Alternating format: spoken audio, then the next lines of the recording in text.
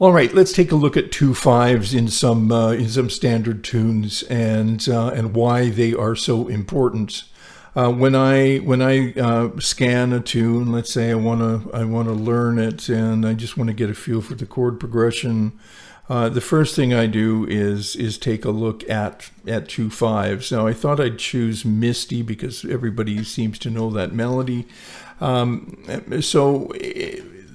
First of all, we have a key signature of 3 flats, and it's pretty obvious because we start on the E flat, right? So we're in the key of E flat, and then immediately we do a 2/5, and the first thing I would look for in a 2/5 is the 1. Is the 2/5 going to the 1? And yes, it is. It's going to the 1, but the 1 chord in this case is the 4 of E flat major. So this is the 1 chord, this is the 4 chord, and in between there's a 2/5, right? So we have and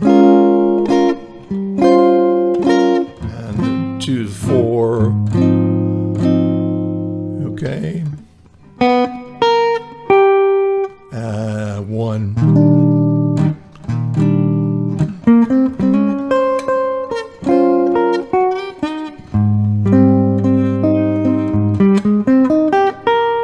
Now,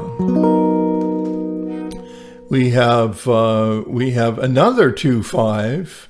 So what's this 2/5 doing? Is this the 2/5 that leads to E flat? No, it's not. It's actually a 2/5 that should lead to A flat. But it doesn't. It's an unresolved 2/5. But it's another 2/5. So we have this 2/5 leading to A flat, an unresolved 2/5, and then we have a 1, a 6, a 2, a 5 again. The 2, the 5 again, and then we have this deceptive cadence, or we're moving down from the 3.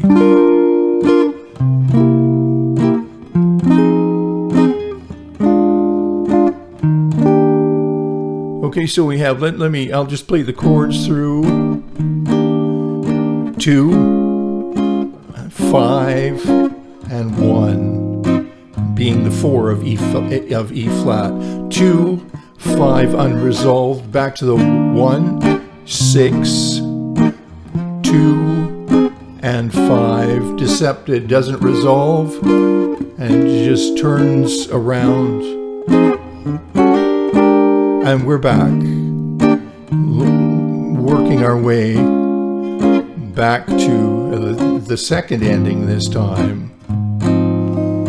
And 2, 5 unresolved, 1, 6, 2, and 5, and then it resolves to the E flats.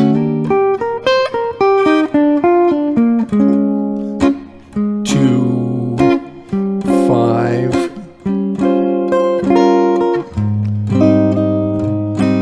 the 1, them being the 4 of the E flat, and then 2 in G,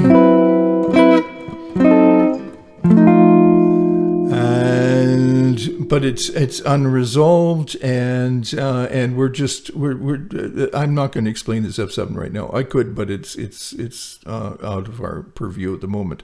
And then we do the same thing back down from the 3, except this time we use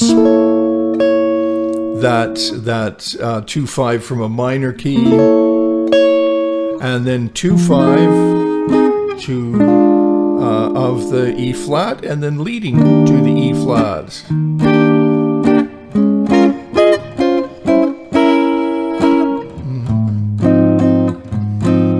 And the same 6 and 5, and how about this?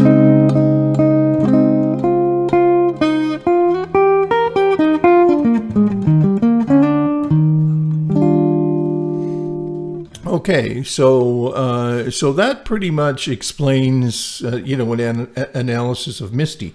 As far as Well, let's take it this far. Let's take it this far.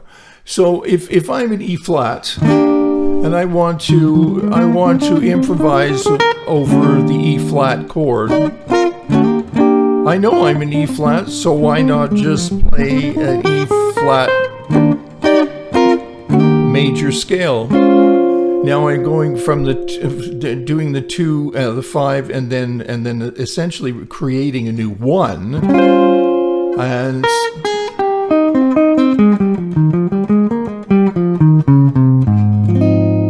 right, I'm just playing an A flat, and then if this is a 2-5 and it's leading to G flat, then how about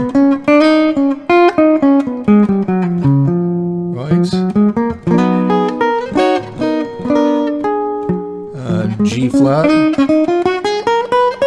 and then back to 1, 6. 6 comes from the key of E flat. 2.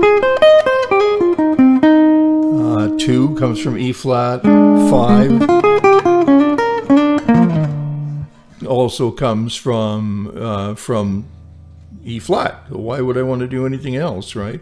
I guess I could do other stuff, but it sounds nice to me. And without a whole bunch of alterations and stuff, right? And then down from the 2. And so the 2, this would be a 2-5 in the key of F, and the you know, we could sneak by with just playing E flat, but we'd skip that. You know, in the we would have the B natural in that C chord, right? I don't think we want to lose that B natural.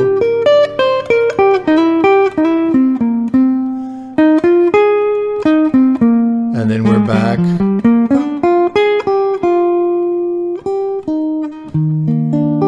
Okay, so the 2,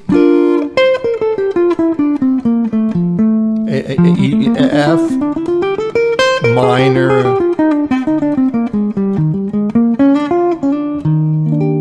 okay, and then we resolve to the E flat, and then the 2, that immediately says, well, that's the 2 chord in the key of A flat. So there's my A flat scale. And there's my E flat coming out of the A flat. You can that's, you know, the melody is so diatonic that it almost, you know, makes you want to stay diatonic, right? And then 2-5 in G, right? Just forget the F7. And then here, okay, this is interesting. This G minor 7 flat 5. The G minor 7 flat 5 really is derived from the key of F minor, right? So I'll show you what I mean. I'm going to play F minor because the G, and listen to what. See, isn't that pretty?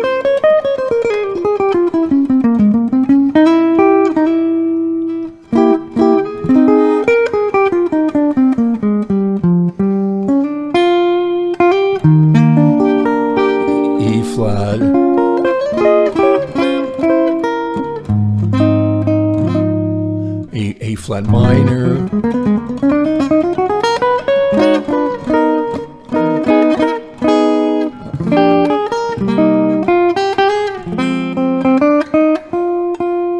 how about this?